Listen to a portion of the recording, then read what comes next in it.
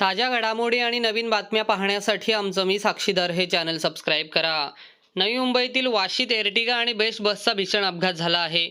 सुदैवाने यात कोणतीही जीवितहानी झालेली नाही. एर्टिगा गाडीला वाचवताना बेस्ट बस थेट दुभाजकावर गेली असल्याचे प्रत्यक्षदर्शींचे म्हणणे आहे.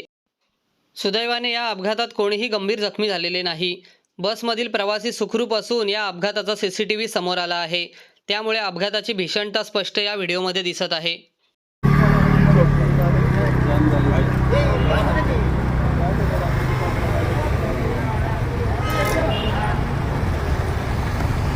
एक मिनिट जरा.